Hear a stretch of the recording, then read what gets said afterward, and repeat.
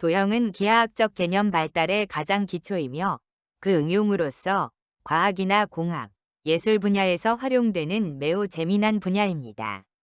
도형에 숨어있는 패턴과 규칙을 찾아내고 응용함으로써 사고의 논리성 발달에 매우 효과적이므로 이번 단원도 재미있게 배워보도록 하겠습니다.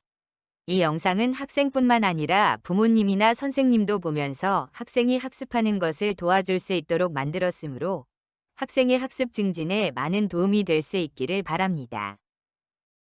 지난 영상에 이어서 제5단원 평면 도형과 입체 도형의 원과 부채꼴에 대해서 배우도록 하겠습니다. 여기 그림에 활이 있습니다. 한자로 활을 호라고 하고 활 시위를 현이라고 합니다. 원 위에 점 A와 B가 있을 때 원줄을 따라가는 곡선은 활 모양과 비슷하므로 호라고 하며 원 위에 점 A와 B를 잇는 선분은 활 시위와 비슷하므로 현이라고 합니다. 호와 현을 혼동하기 쉬운데 호는 예를 들어 괄호할 때의 호자도 같은 한자입니다. 괄호 기호처럼 둥근 곡선을 호라고 기억하면 헷갈리지 않고 기억할 수 있습니다. 또는 기타나 바이올린처럼 줄을 이용하는 악기를 현악기라고 하는데 한자는 다르지만 현을 활시위의 줄로 생각하면 호와 현을 헷갈리지 않고 기억할 수 있습니다. 호를 기호로 표시할 때는 문자 AB 위에 둥근 곡선으로 표시하고 호 AB라고 읽습니다. 현은 선분 표시와 같고 현 AB 또는 선분 AB라고 읽습니다. 일반적으로 호 AB라고 하면 원주의 짧은 쪽을 의미하며 원주의 긴 쪽의 호를 의미할 때는 별도의 점씨를 표시하여 호 A12로 명확하게 지칭해야 합니다. 한 원에는 수많은 현이 있을 수 있는데 원의 중심인 원점 O를 지날 때 가장 긴 현이 되고 이를 지름이라고 합니다.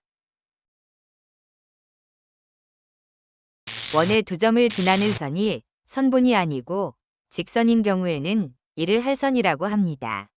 한자로 할은 배다라는 의미이며 분할하다에서 할도 같은 뜻입니다. 원을 베는 것 같은 모양이므로 할선이라고 합니다.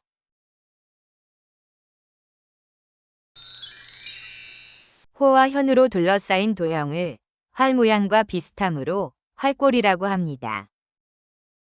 이번에는 현이 아니고 원의 중심과 호의 양 끝점을 이은 선분이 만드는 도형을 부채 모양과 비슷하므로 부채꼴이라고 합니다.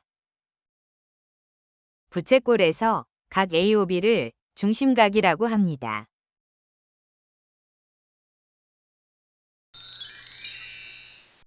우리는 초등학교에서 원 둘레의 길이를 구할 때 원 둘레의 길이는 지름의 길이의 3.14를 곱하여 구했습니다.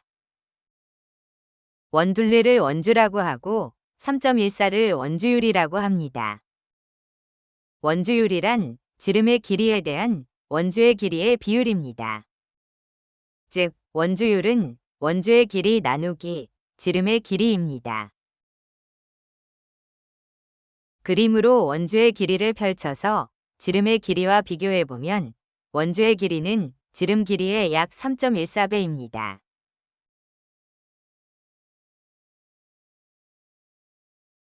실제로 원주율은 3.14가 아니고 3.1415926535 소수의 끝이 없이 한없이 계속되는 무한소수입니다.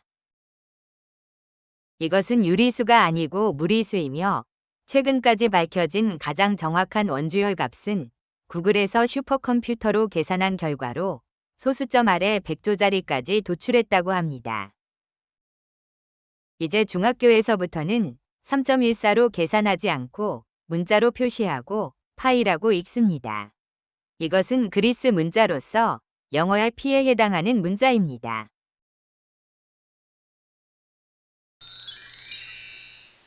반지름이 R인원에서 원주의 길이를 L이라고 하면 원주의 길이는 원주율 곱하기 지름의 길이이므로 L은 2파이 R로 표시합니다.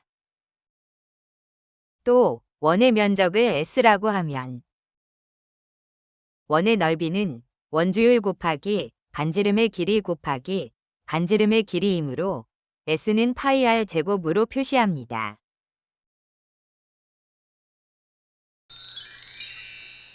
반지름이 R인 원에서 중심각이 90도인 부채꼴이 있을 때 이 부채꼴의 호의 길이는 원의 중심각을 360도라 할 때 원주의 길이에 비해 360분의 90입니다. 또 면적도 원의 넓이에 비해 부채꼴의 넓이는 360분의 90입니다. 90과 360을 약분하면 4분의 1이 됩니다.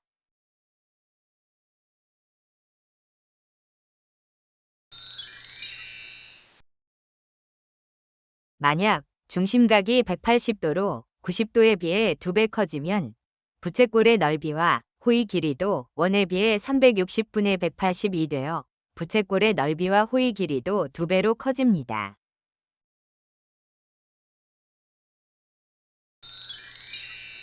부채꼴의 중심각이 X도일 때 부채꼴의 호의 길이와 넓이를 구하는 공식은 원의 넓이와 원주를 구하는 공식에 360분의 X를 곱하는 것입니다.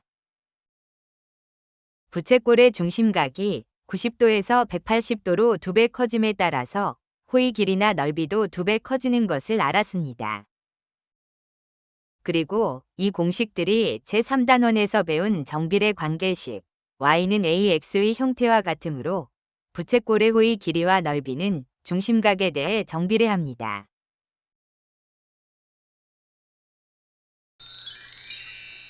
주의해야 할 사항으로는 현의 길이는 중심각의 크기에 따라서 비례하지 않습니다. 부채꼴의 중심각이 60도에서 120도로 2배가 되었을 때 현의 길이는 중심각이 60도인 부채꼴 2개의 현의 길이보다 중심각이 120도인 부채꼴의 현의 길이가 짧습니다. 따라서 현의 길이는 부채꼴의 중심각에 비례하지 않습니다.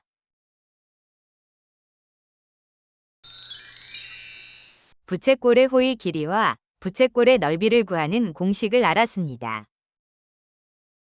두 공식에 보면 이 부분이 공통으로 포함되어 있는 것을 알 수 있습니다.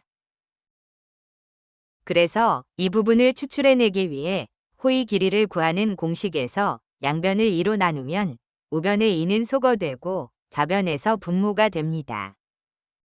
또 부채꼴의 넓이를 구하는 공식에서도 공통 부분을 추출해내기 위해 R제곱을 2개의 R 곱하기로 분리하여 표시하면 이와 같습니다.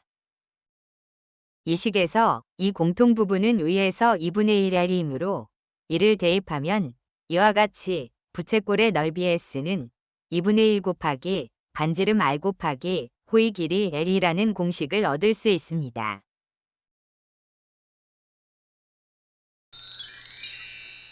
이 부채꼴의 넓이와 호의 길이의 관계식은 삼각형의 넓이를 구하는 식과 같습니다. 삼각형의 밑변의 길이는 부채꼴의 호의 길이인 L과 같고 삼각형의 높이는 원의 반지름인 R과 같습니다. 왜 그런지 그림으로 풀어보겠습니다.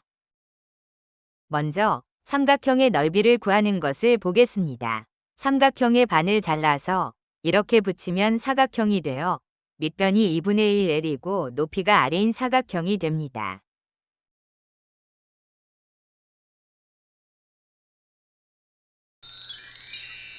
다음, 부채꼴의 넓이를 구하는 것을 그림으로 보겠습니다. 부채꼴을 여러 조각으로 나눈 다음 조각들을 펼칩니다.